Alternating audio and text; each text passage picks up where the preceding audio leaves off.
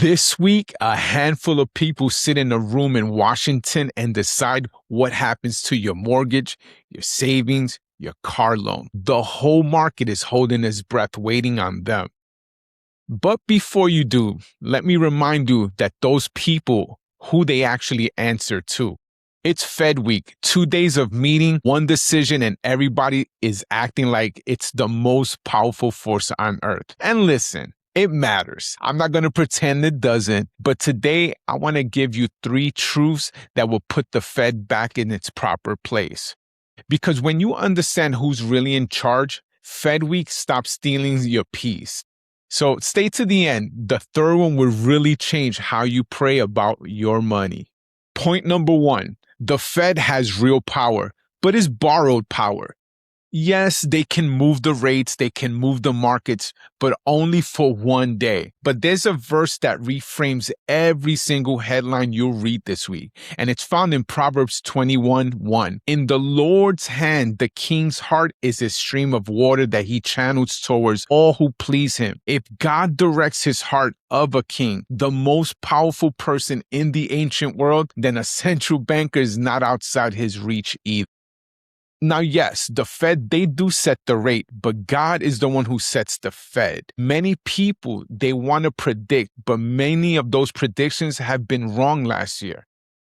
Point number 2, you can't control the decision. You can't control what they decide, but you can control what you do. And that's where your energy belongs in.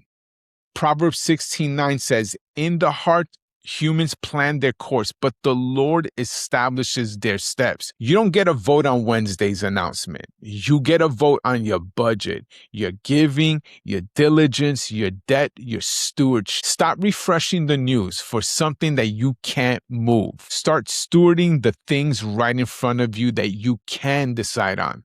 Point number 3. The one that changes how you pray. If your peace goes up and down with interest rates, you've built your house on the wrong foundation. Proverbs 21:5 clearly states, the plans of the diligent lead to profit. Keep planning, keep building, stay diligent, but build on the rock, not on the rate. When you pray this week, just don't pray for God to cut the rate. Pray, God, make me faithful with what you've already put in my hand. That's a prayer that he always answers. No FOMC meeting required. So here's your assignment for the Fed week. And there's 2 moves. Number 1, do one diligent thing that you've been putting off. Review the budget. Make that extra debt payment. Something that you can really control. Number 2, every time you feel the urge to check what the Fed's doing, stop and thank God for one thing he's already provided. Your family, your spouse, your children. Trade anxiety for gratitude. Watch what that does to your week. If this settled correctly with you, do one thing: subscribe and comment. God is still on the throne, so I know that it landed. I read and pray every single comment within the first 24 hours. This is Money and Meaning Monday. Wall Street meet God's. Whatever the Fed decides, your peace isn't on the ballot. I'll see you guys next Monday, and invest God's way.